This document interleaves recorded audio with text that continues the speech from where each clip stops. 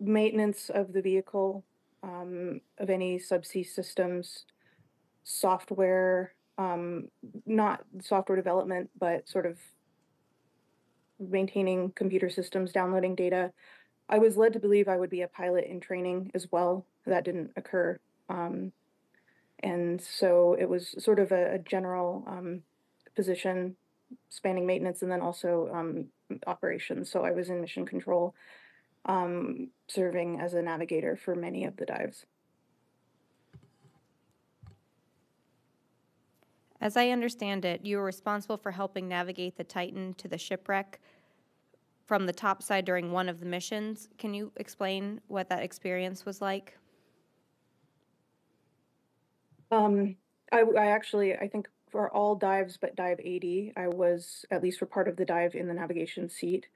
Um, that, so having had experience as an ROV pilot, um, the experience was significantly different. Um, Basically, the procedure was, the sub had a Sonardyne, a USBL, which is ultra short baseline, and it's acoustic positioning system. It doesn't work the same way as GPS. It's all acoustic based, but you can kind of think about it like a GPS. And that gives an XY position and depth of the sub.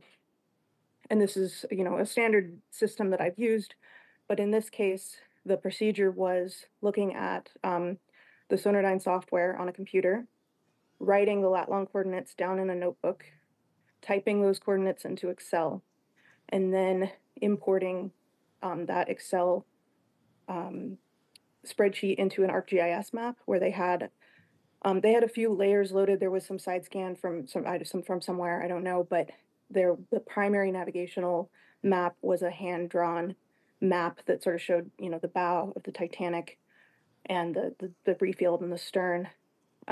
One I realized during one of the dives, one of my concerns with this system, in addition to everything else, there was delays because there was this manual process of typing in or first writing down the lat long coordinates and then typing them in, and then we tried to do that every 5 minutes, but you know it was a lot to do and a lot in the software.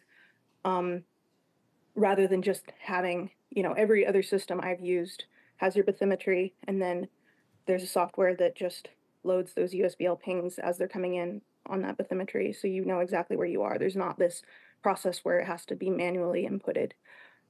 Um, One of my concerns with that system that I realized after a few dives is that, and I had not, I had used ArcGIS briefly in high school, but I had, no real prior experience with the software at this point. So I, don't have a super thorough understanding of how it works, but basically the coordinate frame, the absolute positioning where you would have the USBL and lat long, they inputted the Titanic map to that, and it was manually aligned. So there was like a reference point on that map that you would manually align with the ArcGIS coordinate system. So it would be, properly in absolute coordinates. The problem was that it never seemed to be fixed to me. So you could accidentally click and drag this map. And so you might be looking at the map and plotting the pings and thinking, oh, maybe the Titanic is, I would say 50 meters to the west, when in fact it was the map itself that had shifted. So there seemed to be, a lot of problems with this system, and it caused issues, particularly in Dive 79. Um, it caused a significant issue where, and there was also sort of what seemed to be a communications breakdown that contributed to that. But the sub had landed somewhere in the debris field, but never gave confirmation that they were in the debris field. And then somehow some confusion occurred where it seemed like they weren't where I thought they were on the map.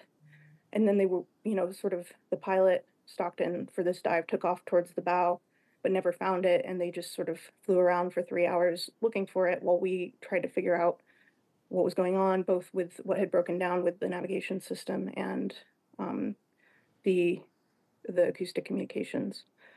Um, so that's sort of the overview that I recall of that system.